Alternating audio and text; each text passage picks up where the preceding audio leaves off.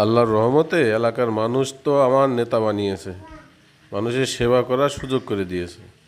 আসলে কি আমি এলাকার মানুষের সেবা করতে পারছি? না, আমার একটু খোঁজ নেওয়া দরকার। নেতা, কিছু ভাবছেন মনে হচ্ছে। কালকে ঈদ, আশিক যা, তুই আজকে বাড়ি চলে যা। নেতা মনে হয় কোনো চিন্তায় আছে। ঠিক আছে, তাহলে আমি চলে গেলাম। না, এই রাত্রেই বের হতে হবে, প্রত্যেকটা বাড়ি বাড়ি যেয়ে খোঁজ নিতে হবে।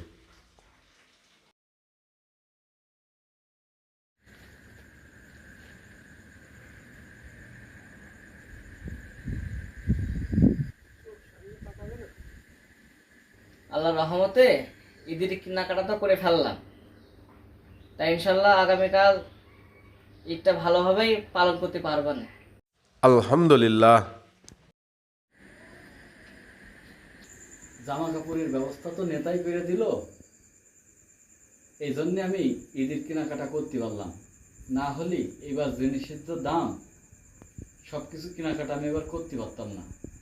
আলহামদুলিল্লাহ। কালকে ঈদ, ঘরে কোনো টাকা পয়সা নেই, সিমাই চিনিও নেই। সব বাড়িতেই কম বেশি সিমাই চিনি রান্না হবে।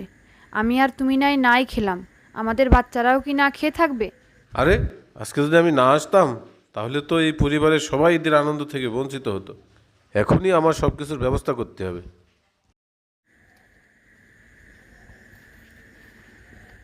মানোয়ার ভাই বাড়ি আছেন? হ্যাঁ ভাই, মানোয়ার ভাই একটু বাইরে আসেন। এত রাত করে কিডা আসলো যে দেখি তো। নেতা, আপনি এত রাতে? ভাই, আমি আড়াল থেকে আপনাদের সমস্ত কথা শুনেছি। এই নেন, এইগুলো আপনাদের জন্য। যাক, এইগুলা দিয়ে ঈদটা ভালোভাবে পালন করতে পারবো। হজরত ওমর রাদিয়াল্লাহু তাআলা আনহু যখন দেশ শাসন করতেন তখন ঠিক সেম ঘটনাই ঘটেছিল। তো বর্তমান সমস্ত জিনিসের দাম বেশি হওয়ায় একটা মধ্যম ফ্যামিলির জন্যও সব কিছু কেনাকাটা করা কঠিন হয়ে পড়ছে। তাহলে আপনারাই একবার চিন্তা করে দেখুন, একটা মধ্যম ফ্যামিলির জন্য যদি কেনাকাটা করা কঠিন হয়ে পড়ে, তাহলে যারা গরিব, যারা অসহায়, যারা ভিক্ষা করে, তাদের কি অবস্থা হচ্ছে। তো আমাদের সমাজের প্রত্যেকটা নেতার এবং প্রত্যেকটা প্রভাবশালী মানুষের উচিত প্রত্যেকটা গরিব অসহায় মানুষের বাড়ি বাড়িতে তাদের খোঁজ খবর নেওয়া, তারা ঈদের কেনাকাটা করতে পেরেছে কিনা, তারা আমাদের সাথে ঈদের আনন্দে সামিল হতে পারছে কিনা, এই খোঁজ খবর নেওয়া।